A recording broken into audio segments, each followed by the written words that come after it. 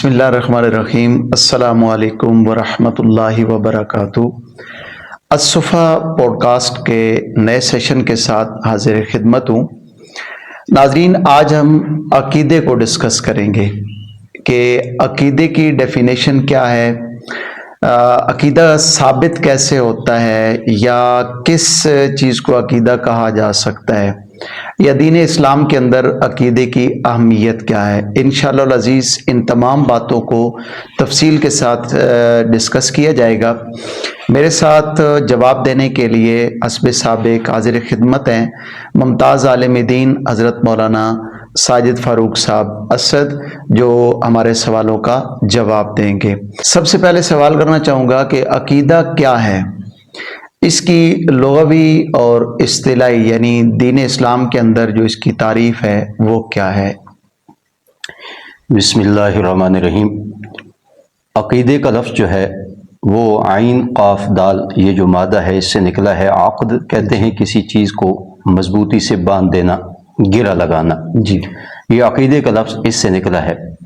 عقیدے کا لغت کے اعتبار سے تو یہ معنی ہے کہ کسی چیز کو مضبوط باندھ دینا، کسی چیز پر گرہ لگانا۔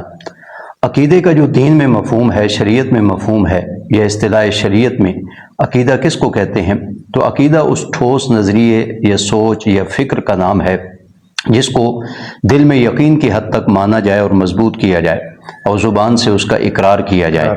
بالفاظ دیگر ایمان جو ہے یہ عقیدے کا مترادف ایک لفظ ہے، دل کی تصدیق کا نام ہے، دل میں کسی بات کو پختہ کر لینے کا نام ہے۔ یہی وجہ ہے کہ عقیدہ چاہے وہ صحیح ہو چاہے وہ عقیدہ غلط ہو، عموماً اس کو چھوڑنے کے لیے آدمی تیار نہیں ہوتا۔ اس قدر اس پر گرفت مضبوط ہوتی ہے، اس قدر اسے دل میں پختہ جگہ دی جاتی ہے کہ اس پر عموماً کوئی بندہ بھی کمپرومائز کرنے کے لیے تیار نہیں ہوتا۔ تو عقیدہ اس مضبوط تصدیق کا نام ہے اور سوچ اور فکر کا نام ہے جس کو دل میں یقین کی حد تک مانا جائے اور زبان سے اس کا اقرار کیا جائے۔ قرآن و سنت کے اندر عقیدے کی اہمیت، اس کی وضاحت چاہوں گا۔ عقیدہ اور ایمان یہ دونوں مترادف لفظ ہیں، یہ بات ہمارے ناظرین ذہن میں بٹھا لیں۔ عقیدے کا لفظ ہم ڈسکس کریں یا ایمان کا لفظ بولیں تو ان دونوں سے مراد ایک ہی چیز ہوتی ہے۔ جہاں تک عقیدے کی اہمیت کی بات ہے تو قرآن و سنت میں اس کی اہمیت کا اس انداز سے اندازہ لگوایا گیا ہے کہ ہمیشہ اعمال سے پہلے، معاملات سے پہلے یا اخلاقی پہلوؤں سے پہلے ایمان کا اور عقیدے کا ذکر کیا گیا ہے۔ سینکڑوں آیات قرآن کریم میں ایسی ہیں کہ جہاں آپ دیکھیں گے تو ایمان کا ذکر پہلے ملے گا، اس کے بعد اعمال کا ذکر ملے گا۔ یہ ایمان کا ذکر پہلے آنا یہ عقیدے اور ایمان کی اہمیت کو بتاتا ہے کہ جتنے اعمال ہیں، جتنے معاملات اور اخلاق ہیں، یہ سارے کے سارے عقیدے پر ڈیپینڈ کرتے ہیں۔ بالفاظ دیگر اگر اس کو آپ آسانی سے سمجھنا چاہیں تو یوں سمجھ سکتے ہیں کہ عقیدہ جو ہے نا وہ بنیاد ہے اور اس پر جو اعمال ہیں وہ عمارت کی طرح ہیں۔ عقیدہ جو ہے نا وہ ایک جڑ ہے اور اس کے بعد جو اعمال ہیں یا اخلاق ہیں یا معاملات ہیں وہ اس درخت سے جڑ سے پنپنے والے اس درخت کی شاخوں کی طرح ہے۔ تو جس قدر جڑ مضبوط ہوگی، جس قدر بنیاد مضبوط ہوگی، اسی طرح عمارت اور باقی چیزیں اس پر ڈیپینڈ کرتے ہوئے وہ بھی مضبوط ہوں گی۔ تو یہ عقیدے کی اہمیت کا اندازہ لگانے کے لیے ایک انداز ہے جو قرآن و سنت میں اس کو بڑے اچھے انداز سے تعبیر کیا گیا ہے۔ اچھا، ہمارے ہاں لا علمی کی وجہ سے یا جان بوجھ کر کے جو بھی سمجھ لیا جائے، کسی بھی چیز کو کہیں سے بھی ثابت ہو رہی ہو، اسے ایموشنلی لوگوں کے جذبات اور احساسات کو مد نظر رکھتے ہوئے عقیدہ کہہ دیا جاتا ہے۔ پوچھنا یہ چاہوں گا کہ عقیدے کا ماخذ کیا ہے، یعنی عقیدہ کس قسم کی دلیل سے ثابت ہوتا ہے؟ عقیدہ ایمان اس کی جو بنیاد ہے کہ وہ کہاں سے ثابت ہوتا ہے، اس کا ماخذ کیا ہے، تو سب سے پہلے تو قرآن کریم جو اللہ تعالیٰ کی کتاب ہے یہ عقیدے کا بنیادی ماخذ ہے۔ کتاب اللہ نے جن چیزوں کو ماننے کا کہا ہے، جن کو عقیدے کی مد میں بیان کیا ہے، جن کو ایمان کی مد میں بیان کیا ہے، اور جس انداز سے بیان کیا ہے اسی طرح اس کو ماننا یہ عقیدہ کہلائے گا اور ایمان کہلائے گا، اور یہ قرآن کریم اس کا پہلا ماخذ اور بنیاد ہے۔ پھر جناب نبی اکرم صلی اللہ علیہ وسلم کے فرامین جس کو آپ अहादीस मुतवातिरा कह सकते हैं या सुन्नत सहीहा से आप इसे ताबीर कर सकते हैं, उससे अकीदा साबित होता है। फिर उम्मत का जो इजमा है वो भी अकीदे के इस बात के लिए काफ़ी होता है कि उम्मत किसी एक बात पर मुत्तफिक है कि ये उम्मत का इजमाई अकीदा है, तो उसको भी हम लेंगे। तो कुरान करीम इसकी बुनियाद है, अहादीस मुतवातिरा इसकी बुनियाद है और इजमाई उम्मत इसकी बुनियाद है। अकीदा और ईमान बनाने में न कश्फ व करामात का कोई अमल दखल है, न इसी तरह इंसान अपनी अकल को बुनियाद बना सकता है, न कोई और कियास करके या किसी कश्फ की बुनियाद पर या किसी ख्वाब की बुनियाद पर कोई अकीदा तराशे, इसका हरगिज़ तसव्वुर नहीं है। हमारे यहाँ नक्स और कमी ये पाई जाती है, जैसा कि आपने सवाल में भी जिक्र किया कि लोग सुनी सुनाई बातों को अकीदा बना लेते हैं या किसी ख्वाब को बुनियाद बनाकर, किसी कश्फ व करामत को बुनियाद बनाकर। ये सारी चीज़ें जो है ना, ये अकीदे की बेस और बुनियाद नहीं है। अकीदा और ईमान उन्हीं चीज़ों से साबित होगा जो कुरान करीम में, अहादीस नबविया में और इजमाए उम्मत से साबित होगा। अच्छा, दो चीज़ें हैं आपने इब्तिदान इरशाद फरमाई हैं कि एक अकीदा या ईमान होता है और एक अमल होता है। अमाल और अकायद में क्या फ़र्क है? ईमान जो है वो दिल का अमल आप कह सकते हैं, अकीदा दिल का अमल है कि दिल में यकीन लाना, जिन जिन चीज़ों को मानना है शरीयत ने मानने का कहा है, उन पर पुख्ता यकीन बनाने का कहा है। और अमल जो है ना, उसका ताल्लुक जो है वो इंसान के बॉडी के साथ है, इंसान के ज़हरी आज़ा के साथ है। जैसे नमाज रोज़ा है, इसका ताल्लुक इंसान की ज़हरी बॉडी के साथ है। लेकिन अमल के पीछे याद रखिए अकीदा और ईमान ही बुनियाद होता है, उसी एक सोच और फिक्र के साथ ही अमल जो है ना वो मार्ज़ वजूद में आता है। जितने अमाल हम देखते हैं उनमें यही चीज़ कार फरमा है। दिन में हर 5 वक्त नमाज अदा करते हैं, उसके पीछे एक अकीदा है, एक ईमान है, एक फिक्र है। हम दिन भर भूखे रहते हैं, रोजे के साथ जो मामला करते हैं उसके पीछे एक फिक्र है और एक सोच है। हम बहुत सारे जो अमाल कर रहे हैं ना, अगरचे ये ज़ाहिरी बॉडी के काम है, लेकिन इसके पीछे एक सोच और फिक्र और एक नजरिया है। बाल्फाज़ दीगर आप यूं भी समझ सकते हैं कि जो अकीदा है वो बुनियाद है और अमल जो है वो उसके लिए बमंज़िला इमारत के है। अकीदा बमंज़िला जड़ के है और आमाल बमंज़िला उस रख से निकलने वाली शाखों की तरह है। तो ये अकीदे और ईमान में टोटली किस्म का एक फ़र्क है। आमतौर पर माशरे में आमाल को ही देखा जाता है कि किसी बंदे के कौन से अमल हैं।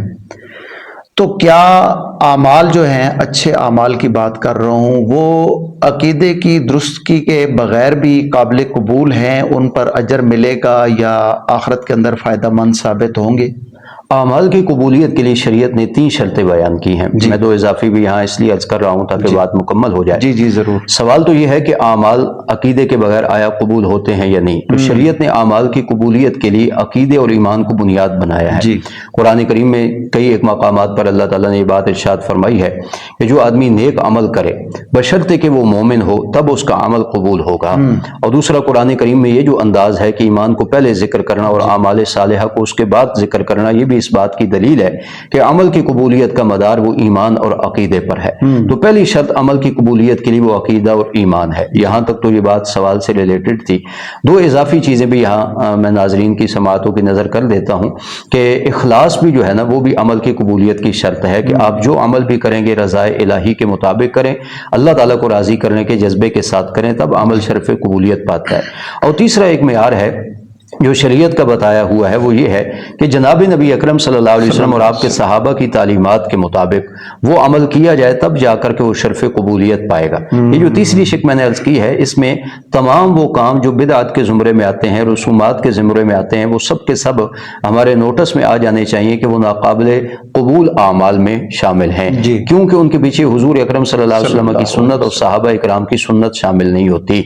अगर ये मेयार हम अपनी ज़िंदगी में शामिल करें तो हमें अमल की कबूलियत के हवाले से आगाही हासिल होगी कि ईमान और इखलास और सुन्नत नबविया और सुन्नत सहाबा के मुताबिक अगर अमल किए जाएंगे तो शर्फ कबूलियत पाएंगे।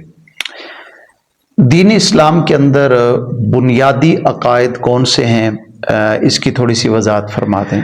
बुनियादी अकायद या ईमान की बुनियादी शिक्कें आप कह लें तो वो तकरीबन 6 टोटली तौर पर बनती हैं। इसका जिक्र अहादीस नबविया में भी है और कुरान करीम में भी इन शिक्कों को मुख्तलिफ मकामात पर इकट्ठे दोहराया ही गया है। आप सल्लल्लाहु अलैहि वसल्लम के पास जिब्राइल अमीन इंसानी शक्ल में आए थे। इस हदीस को हदीस जिब्राइल के नाम से जाना जाता है। उन्होंने हुजूर अकरम सल्लल्लाहु अलैहि वसल्लम से कुछ सवालात किए। सहाबा किराम भी उस मजलिस का हिस्सा थे। उनमें जो एक सवाल था ना कि मल ईमान हो, या रसूलल्लाह बताइए ईमान किस चीज़ का नाम है। तो उसके जवाब में रसूलुल्लाह सल्लल्लाहु علیہ وسلم نے جو چیزیں گنوائی ہیں وہی اصل ایمانیات ہیں، وہی اصل بنیادی عقائد ہیں۔ اگر ان بنیادی عقائد میں سے کسی ایک کا بھی بندہ انکار کرے تو بندے کا ایمان جاتا رہتا ہے اور بندہ دائرہ اسلام سے خارج ہو جاتا ہے۔ ان سب شکوں پر بیک وقت ایمان لانا یہ ایمان کی تکمیل ہے اور ایمان کا اظہار ہے۔ اس میں سب سے پہلے اللہ تعالیٰ کی ذات پر ایمان ہے، پھر انبیاء کرام کی نبوت اور رسالت پر ایمان ہے، آسمانی کتابیں جو اللہ تعالیٰ نے اتاری ہیں ان کی حقانیت پر ایمان رکھنا اور عقیدہ رکھنا، اللہ تعالیٰ کی مخلوق ہے فرشتے ان کے وجود پر ایمان رکھنا، یوم آخرت یعنی آخرت کا جو دن ہے، قیامت کا دن ہے، اس کی حقانیت پر ایمان رکھنا اور تقدیر پر ایمان رکھنا، یہ ٹوٹلی طور پر 6 وہ چیزیں ہیں جن کو اس حدیث میں گنوایا گیا ہے۔ اگر اس کو ہم ایک اور اضافے کے ساتھ یاد کرنا چاہیں تو ایمان مفصل کے نام سے یہ علماء کرام نے ایک ترتیب بتا دی ہے کہ اس میں تمام ان ایمانیات کا ذکر آ جاتا ہے۔ آمنت باللہ و ملائکتہ و کتبہ و رسلہ والیوم الآخر والقدر خیرہ و شرہ من اللہ تعالی والبعث بعد الموت۔ اگر اس کو آپ یوں کاؤنٹ کرنا چاہیں تو یہ بھی وہ تمام ایمان کی بنیادی باتیں ہیں، ایمان کی شقیں ہیں اور عقیدے کی باتیں ہیں جن کے مانے بغیر کوئی بندہ مسلمان نہیں ہو سکتا۔ آپ نے اللہ پر ایمان لانا اس کا ذکر کیا ہے تو میرے خیال میں اس سے مراد ہے عقیدہ توحید کو تسلیم کرنا۔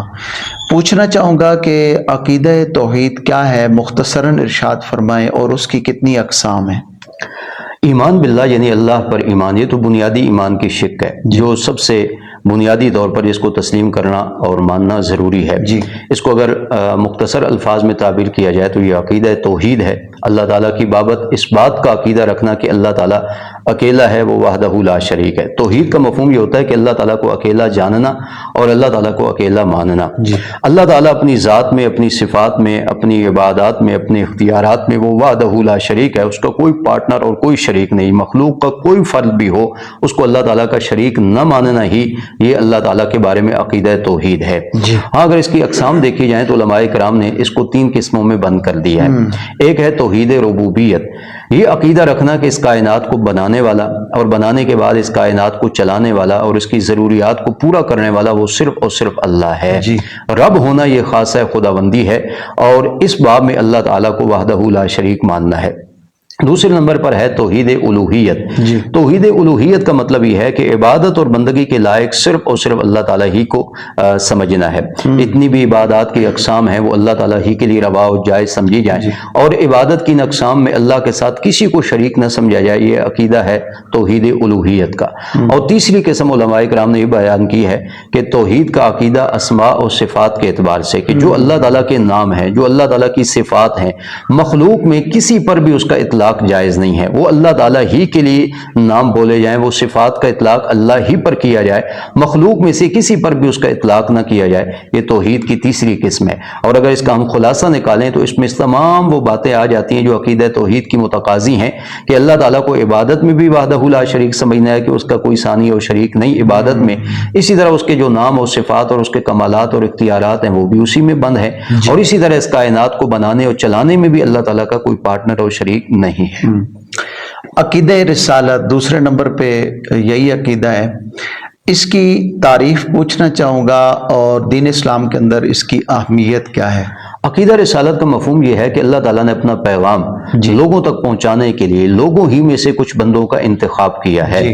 ہماری عقائد کی کتابوں میں لکھا ہے کہ نبی اور رسول کس کو کہتے ہیں؟ ہوا انسان بعثہ اللہ تعالی لتبلیغ احکام شرعیہ، جیسا کہ شرع عقائد مشہور عقیدے کی کتاب ہے اس میں یہ بات درج ہے، اور اس سے یہ مسئلہ بھی سمجھ آ سکتا ہے کہ جتنے بھی انبیاء اور رسول ہوئے ہیں وہ انسانوں ہی میں سے ان کا انتخاب ہوا ہے، جیسا کہ اس تعریف میں بھی لکھا ہے ہوا انسان کہ وہ نبی اور رسول ایک عظیم الشان انسان ہوا کرتا ہے جس کو اللہ تعالیٰ چنتا ہے، اللہ اس تک اپنا پیغام پہنچاتے ہیں اور پھر وہ اللہ تعالیٰ کا پیغام لوگوں تک پہنچاتے ہیں۔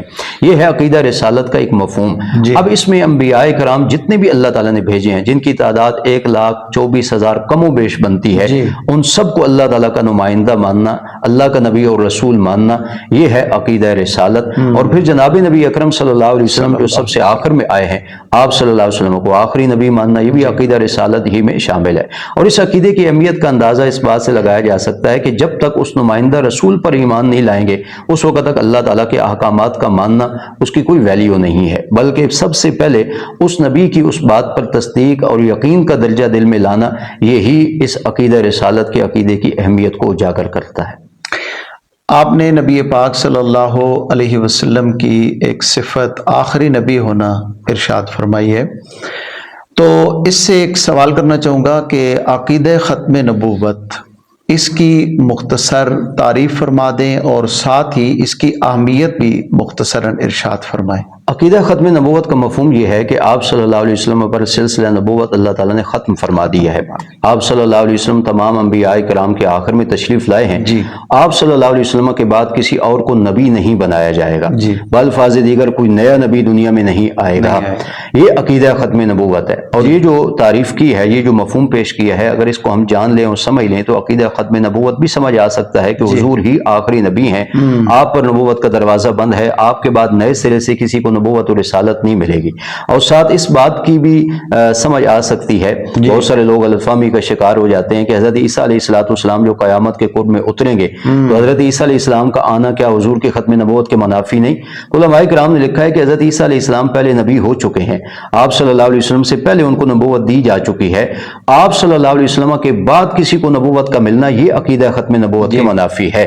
اور امت کا اس بات پر اتفاق ہے کہ حضرت عیسیٰ علیہ السلام کا آنا قیامت کے قرب میں وہ آپ صلی اللہ علیہ وسلم کی ختم نبوت کے منافی نہیں۔ ختم نبوت کا مفہوم یہ ہے کہ آپ ہی آخری نبی ہیں، سلسلہ نبوت آپ پہ ختم ہو چکا ہے، آپ کے بعد کسی کو نبوت از سر نو ہرگز عطا نہیں کی جائے گی۔ یہ ہے عقیدہ ختم نبوت، جو قرآن کی سینکڑوں آیات سے، رسول اللہ صلی اللہ علیہ وسلم کے سینکڑوں فرامین سے اور امت کے اجماع سے ثابت ہے، اور اس کے انکار کی کوئی گنجائش نہیں۔ اگر کوئی حضور اکرم صلی اللہ علیہ وسلم کی ختم نبوت کا انکار کرے تو وہ شخص دائرہ اسلام سے خارج ہے۔ ملائکہ، آسمانی کتابیں اور آخرت کے حوالے سے ایک مسلمان کا عقیدہ کیا ہونا چاہیے؟ ملائکہ فرشتے اللہ تعالیٰ کی ایک نورانی مخلوق ہیں، لطیف مخلوق ہیں، جو عموماً نظر نہیں آتے، ان کے وجود پر ایمان رکھنا بھی ضروری ہے، اس کو ایمان بالملائکہ کہتے ہیں۔ بہت سارے لوگوں کو یہاں بھی غلط فہمی ہوئی ہے، کئی ایک پڑھے لکھے لوگ جو اپنے تئیں پڑھا لکھا ہونے کا دعویٰ کرتے تھے، انہوں نے فرشتوں کے وجود کا انکار کیا، یا فرشتوں کے وجود کو ایک نئی تعبیر کے ساتھ لوگوں کے سامنے پیش کرنے کی ناکام کوشش کی۔ اہل سنت والجماعت کا اس بات پر اتفاق ہے کہ فرشتے اللہ تعالیٰ کی ایک مخلوق ہیں، اور ہر وقت وہ تابعداری اور فرما برداری میں لگے ہیں۔ لا یعصون اللہ ما امرہم ویفعلون ما یؤمرون، یہ ان کی شان ہے، یہ ان کے وجود پر ایمان رکھنا ضروری ہے۔ فرشتوں کی اللہ تعالیٰ نے مختلف ڈیوٹیاں لگا رکھی ہیں، کچھ فرشتے ایسے ہیں جو اللہ تعالیٰ کا پیغام لانے پر مامور تھے، جیسے حضرت جبرائیل امین، کچھ اور فرشتے ہیں جن کی اللہ تعالیٰ نے مختلف ڈیوٹیاں لگا رکھی ہیں۔ تو فرشتوں کے وجود پر ایمان لانا بھی بنیادی عقائد میں سے ہے، اس کے انکار کی بھی گنجائش نہیں۔ آپ نے آخرت کے حوالے سے پوچھا کہ یوم آخرت، اس کا مفہوم کیا ہے؟ اس کا مفہوم یہ ہے کہ یہ دنیا مادی ہے، فانی ہے، فنا ہو جائے گی، اور اس کے بعد ایک نیا جہان قائم کیا جائے گا جس کو یوم القیامہ کہا جاتا ہے، یوم آخرت کہا جاتا ہے۔ اس پر ایمان رکھنا بھی ضروری ہے، جہاں پھر سے جنات کو اور انسانوں کو اللہ تعالیٰ نے اپنے روبرو پیش کرنا ہے، ان کی زندگی کا حساب کتاب کرنے کے بعد ان کے لیے جنت اور جہنم کے فیصلے کرنے ہیں۔ یہ عقیدہ بھی بنیادی عقائد میں سے، اور تمام شریعتوں میں یہ مشترکہ عقیدہ رہا ہے۔ اس کے بھی انکار کرنے والوں کو علماء کرام نے لکھا ہے کہ وہ آدمی دائرہ اسلام سے خارج ہے۔ اس پر ایمان لائے بغیر بھی انسان اپنی ایمان کی تکمیل نہیں کر سکتا۔ تو یہ عقیدہ آخرت سے متعلق قرآن و سنت سے ماخوذ ایک مفہوم ہے جو آپ کے سامنے پیش کیا، اور اس کو سمجھنا اور اس کے مطابق عقیدہ رکھنا ضروری ہے۔ آسمانی کتابوں کے حوالے سے مختصراً، آسمانی کتابیں جتنی بھی اللہ تعالیٰ نے انبیاء کرام پہ نازل کی ہیں، کچھ صحائف ہیں، چھوٹی چھوٹے صحیفے ہیں، مختلف انبیاء کرام پر اللہ تعالیٰ نے اتارے ہیں، اگرچہ اس کی ڈیٹیل قرآن کریم میں نہیں ہے، لیکن کچھ الفاظ ایسے ہیں جو بتاتے ہیں کہ کچھ صحیفے، چھوٹی کتابیں بھی اللہ تعالیٰ نے انبیاء کرام کو عطا کی ہیں، جیسا کہ سورہ اعلیٰ کی آخری آیت میں حضرت ابراہیم علیہ السلام کو کچھ صحیفے دیے جانے کا ذکر ملتا ہے۔ بڑی آسمانی کتابیں جو ہیں وہ 4 ہیں، جیسے حضرت موسیٰ علیہ السلام کو تورات دی گئی، حضرت داؤد کو زبور دی گئی، حضرت عیسیٰ علیہ السلام پر انجیل اتری، اور جناب نبی اکرم صلی اللہ علیہ وسلم پر قرآن کریم جیسی کتاب نازل ہوئی۔ ان آسمانی کتابوں پر ایمان لانا، یعنی ان کو اللہ تعالیٰ کی برحق کتابیں سمجھنا، یہ ایمان ہے کتب پر، آسمانی کتابوں پر ایمان۔ ہاں، قرآن کریم کے نزول کے بعد پہلے آسمانی کتابوں کے احکام منسوخ ہو چکے ہیں، لیکن ان آسمانی کتابوں کے انکار کی کوئی گنجائش نہیں ہے۔ یہ الگ بات ہے کہ ان امتوں نے ان آسمانی کتابوں میں تبدیلی کر دی، ان میں تحریف کر دی، لیکن تبدیلی اور تحریف کا مرحلہ ایک الگ بات ہے، لیکن کسی آسمانی کتاب کا انکار نہیں کیا جا سکتا کہ ہم کہیں کہ تورات کوئی آسمانی کتاب نہیں، انجیل کوئی آسمانی کتاب نہیں، بلکہ ہم ان کو آسمانی کتابیں سمجھیں گے۔ ہاں، قرآن کریم پر ایمان یوں ہوگا کہ قرآن کریم اب قیامت تک آنے والے لوگوں کے لیے سراپا ہدایت ہے، اب قرآن کے احکامات ہی چلیں گے، اس سے پہلے آسمانی کتابوں کے احکامات منسوخ ہو چکے ہیں۔ تقدیر پر ایمان رکھنا، اس کی وضاحت چاہوں گا کہ اس کا کیا مطلب ہے؟ تقدیر یہ اندازہ خداوندی کا دوسرا نام ہے۔ اللہ تعالیٰ نے اس کائنات کو بنایا ہے تو اس کائنات کا سسٹم چلانے کے لیے اللہ تعالیٰ اپنے علم کے مطابق اس کائنات کو چلا رہا ہے۔ اس کو اللہ تعالیٰ کا اندازہ آپ کہہ سکتے ہیں، تخمینہ کہہ سکتے ہیں۔ تو یہ کائنات اللہ تعالیٰ کے اسی اندازے اور تخمینے کے مطابق چل رہی ہے، بالفاظ دیگر اللہ کے علم کے مطابق یہ کائنات کا سسٹم چل رہا ہے۔ اسی کو کہتے ہیں تقدیر پر ایمان، کے کائنات میں جو کچھ ہو رہا ہے یہ اندازہ خداوندی کے مطابق ہو رہا ہے۔ یہ اہل ایمان کو تقدیر پر ایمان رکھنے کا مکلف بھی بنایا گیا ہے، لیکن اس کا ہرگز یہ مطلب نہیں ہے کہ انسان تقدیر کا یہ مفہوم سمجھ کر کے ہاتھ پاؤں ہلانا ہی چھوڑ دے، حرکت چھوڑ دے، اسباب جمع کرنا چھوڑ دے۔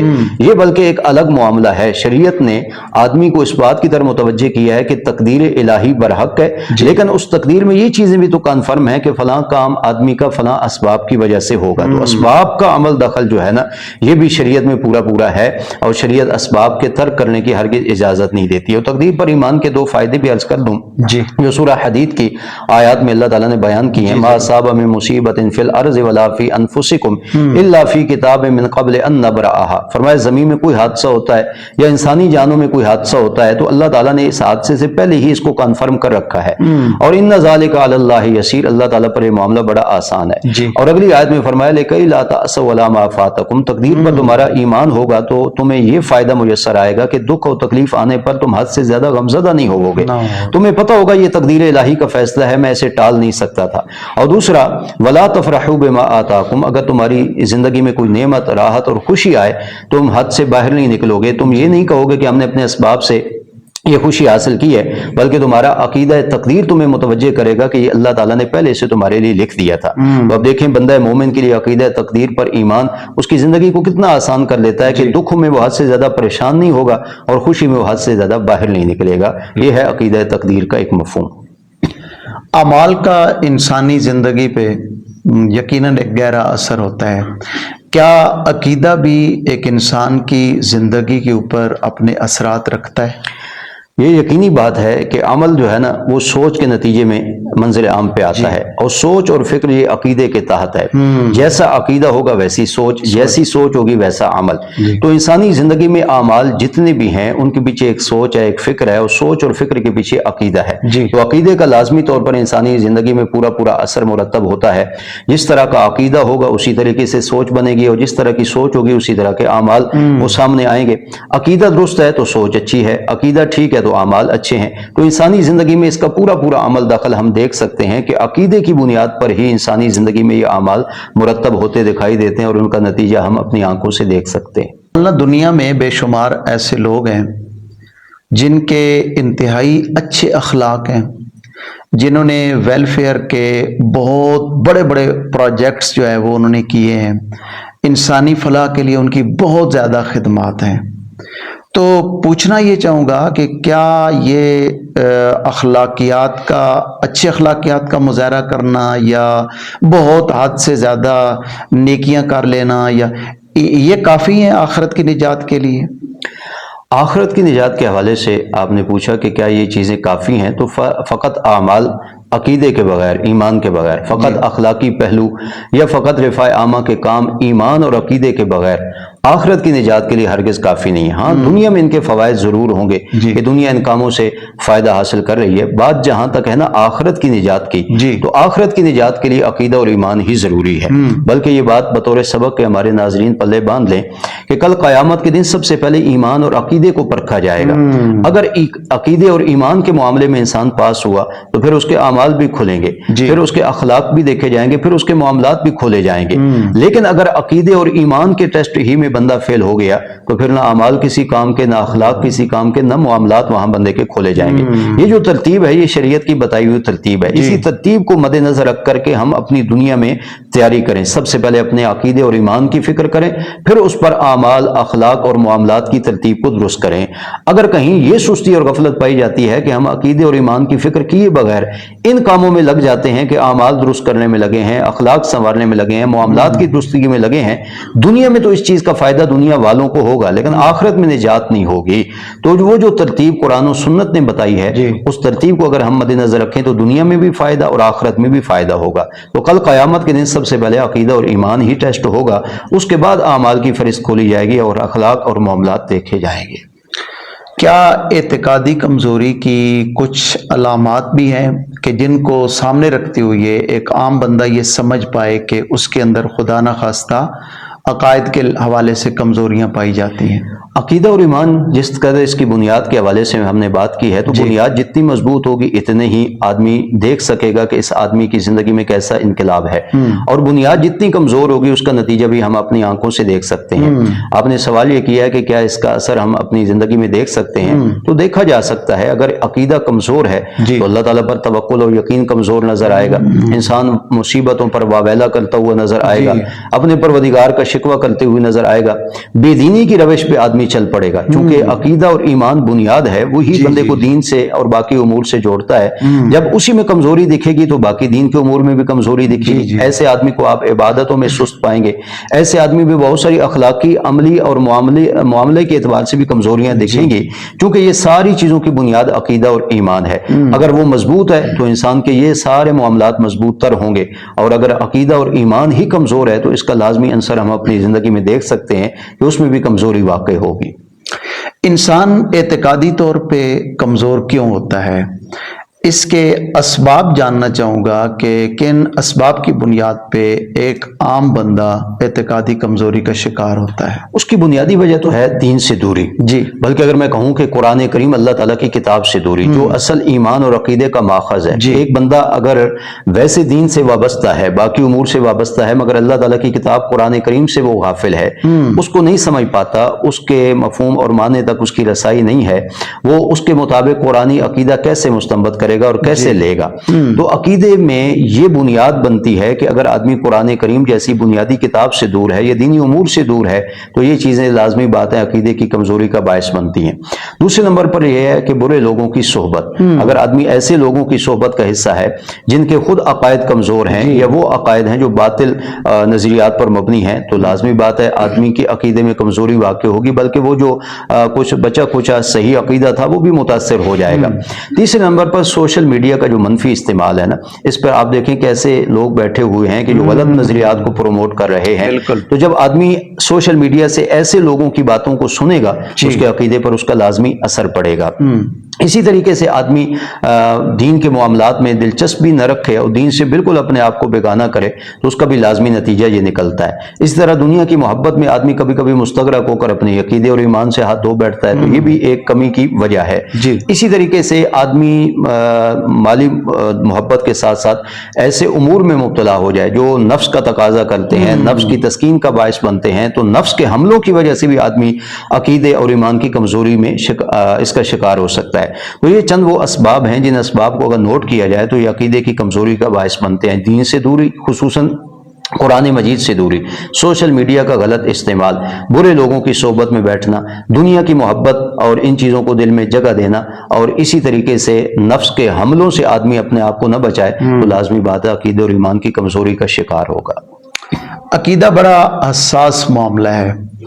اگر کسی بندے کو کسی عقیدے کے بارے میں کوئی الجھن درپیش ہو, سوال پیدا ہو جائے, تو اسے کیا کرنا ہوگا؟ اس کا ایک حل تو یہ ہے کہ جب بھی عقیدے کے معاملے میں کوئی الجھن ہو یا عقیدے کے معاملے میں جو بندہ کنفیوژن کا شکار ہو جائے, اگر اس کو خود دسترس ہے, قرآن و سنت کو سمجھ سکتا ہے, تو وہ قرآن و سنت کی طرف رجوع کرے. لیکن عوام الناس میں چونکہ یہ صلاحیت کم ہوتی ہے, تو اس لیے میں یہ مشورہ دوں گا کہ ان کو چاہیے وہ مستند علماء کرام کی طرف متوجہ ہوں, اہل حق علماء کی طرف متوجہ ہوں, وہ ان کی رہنمائی کریں. کیونکہ عقیدہ اور ایمان تو بنیادی چیز ہے. اگر اس میں آدمی کنفیوژن کا شکار رہے, اور اللہ نہ کرے کہ ایسی کنفیوژن لے کر دنیا سے گزر جائے, تو دنیا بھی جاتی رہی اور آخرت بھی خراب ہوگی. اس لیے آدمی کو چاہیے کہ وہ اہل حق علماء کرام سے عقیدے کی اصلاح کے معاملے میں ضرور ضرور رہنمائی لے، اور ساتھ ساتھ ان اسباب اور موانع سے بھی اپنے آپ کو بچائے جس کی وجہ سے عقیدہ اور ایمان کمزور ہوتا ہے۔ جیسے پہلے میں نے کہا سوشل میڈیا سے وہ ایسے لوگوں کو سن رہا ہے جن کے عقیدے خود کمزور ہیں، وہ الہاد کے راستے پہ لوگوں کو ڈال رہے ہیں، شرک و کفر کے راستے پہ لوگوں کو ڈال رہے ہیں، تو ایسے لوگوں سے بھی اپنے آپ کو بچائے، بری صحبت سے بھی اپنے آپ کو بچائے۔ اگر باقی اسباب عقیدے کی کمزوری یا کنفیوژن کا سبب بن رہے ہیں تو ان سے بھی بائیکاٹ کرے، تب جا کر کے آدمی کے عقیدے کی اصلاح ہوگی۔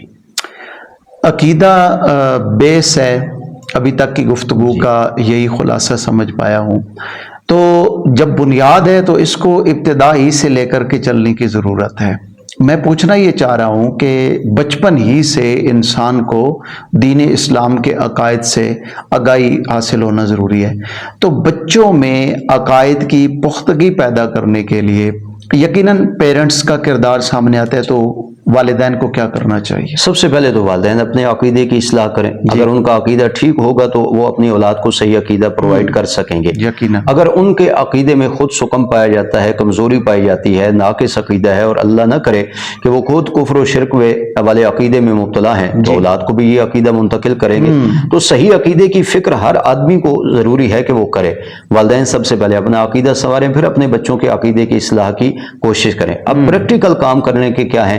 اس میں سب سے پہلے تو یہ ہے کہ گھر کا ماحول ایسا دینی بنایا جائے کہ جہاں عقیدے کی بات ڈسکس ہو سکے۔ اگر گھر میں ماحول ہی بالکل دینی نہیں ہے تو عقیدے کی بات کہاں ڈسکس ہو سکے گی؟ تو سب سے پہلے تو گھر کے ماحول کو دینی بنانا ضروری ہے۔ دوسرا، بچپن ہی میں بچوں کو یہ بنیادی عقائد بتائے جائیں، خاص کر عقیدہ توحید، اور وہ بھی لیکچر کے ساتھ ساتھ پریکٹیکل ان کو سمجھایا جائے۔ جیسے اپنے پروردگار سے مانگنا، والدین خود ہر معاملے میں اپنے پروردگار کے سامنے دامن پھیلائیں گے تو بچوں کو آٹومیٹکلی عقیدہ توحید ملے گا۔ اگر والدین خود غیر اللہ سے مانگنے کی عادی ہیں، جو بچوں کو کہیں گے کہ آج ہم فلاں دربار پہ جا رہے ہیں، آج فلاں مزار پہ جا رہے ہیں، آج فلاں جگہ ہم نے منت ماننی ہے، تو بچے بھی یہی کچھ سیکھیں گے۔ والدین اپنا عقیدہ درست کر کے ہم وقت اپنے پروردگار سے مانگنے کے لیے دامن پھیلائے ہوئے ہوں گے تو اولاد جو ہے وہ یقیناً عقیدہ توحید سمجھ پائے گی۔ اس طرح حضور اکرم صلی اللہ علیہ وسلم کی عقیدہ ختم نبوت کے حوالے سے بچوں کو آگاہی دی جائے کہ حضور اکرم صلی اللہ علیہ وسلم ہی آخری نبی ہیں، اور اس کا ایک چھوٹا سا فارمولہ میں عرض کر دیتا ہوں کہ جب بھی حضور اکرم صلی اللہ علیہ وسلم کا نام نامی ڈسکس ہو تو اس کے ساتھ حضور اکرم صلی اللہ علیہ وسلم کے لیے آخری نبی ہونے کا اضافہ کر دیا جائے، یا آپ صلی اللہ علیہ وسلم کا یہ وصف خاتم النبیین، اس کو بار بار ریپیٹ کیا جائے تو بچوں کے ذہنوں میں یہ بات بیٹھ جائے گی۔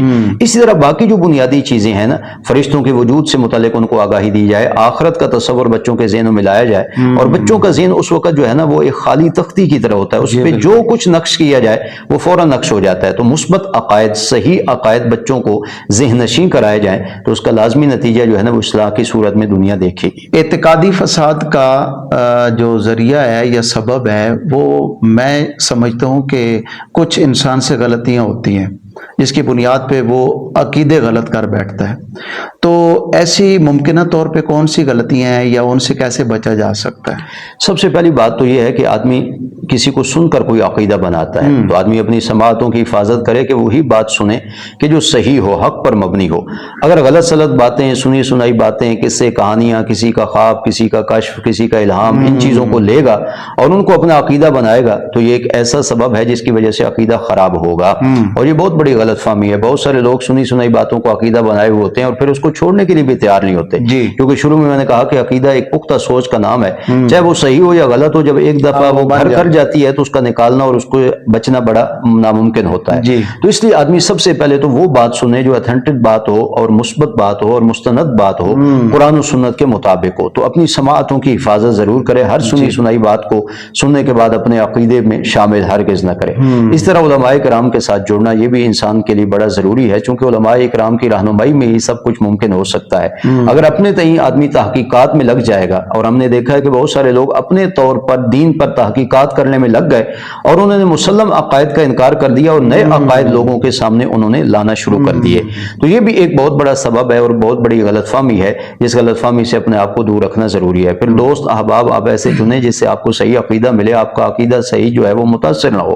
اگر ایسے ہی لوگوں کے ساتھ ملے جلے ہم رہیں گے تو لازمی بات ہے ہم صحیح عقیدے کی طرف ہرگز نہیں آ سکیں گے۔ تو یہ چند ایسے ٹپس ہیں جن پر اگر فوکس کیا جائے تو یقیناً اصلاح ممکن ہوگی۔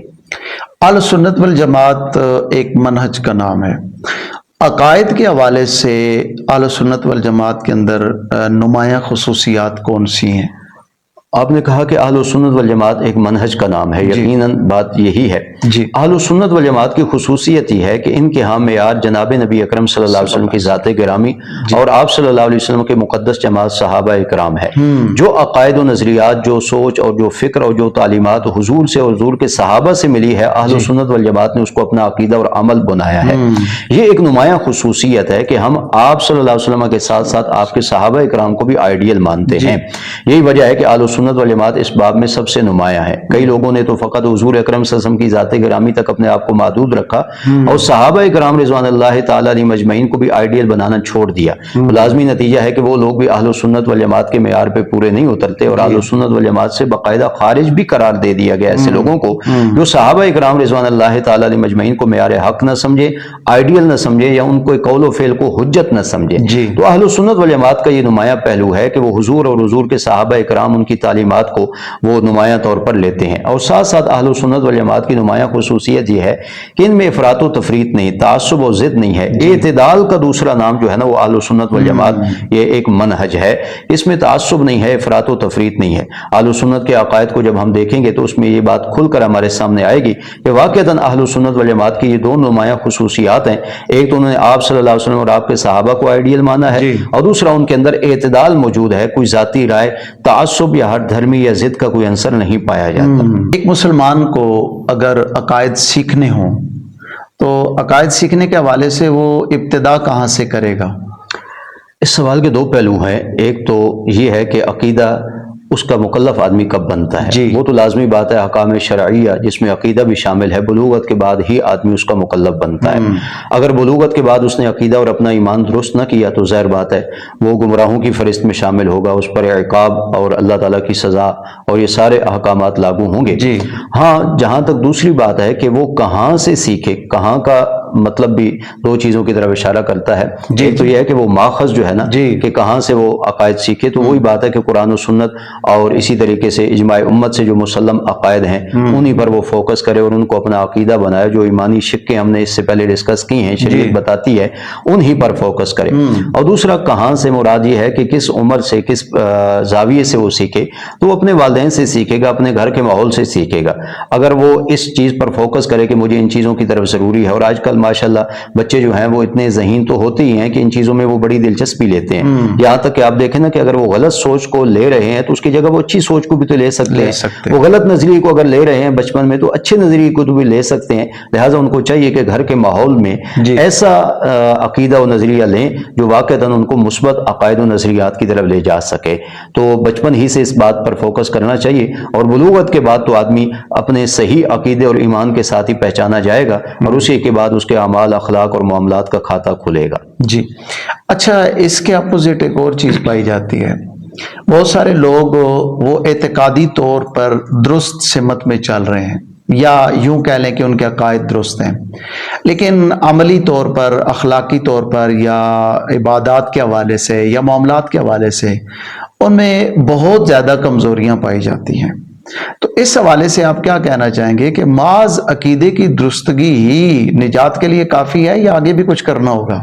ایک ہے نفس عقیدہ اور نفس ایمان، وہ تو ان چیزوں پر ایمان لانے کا نام ہے، اور وہ تصدیق قلبی ہے، دل میں جب یقین آ گیا، لیکن اسی پر انحصار کر کے آدمی بیٹھ نہ جائے، بلکہ اس ایمان کی ترقی کی بھی منازل ہیں۔ ان ترقی کی منازل کو طے کرنا ہے تو آدمی کو اعمال سے جڑنا ہوگا، اپنے اخلاق سنوارنے ہوں گے اور اپنے معاملات درست کرنے ہوں گے۔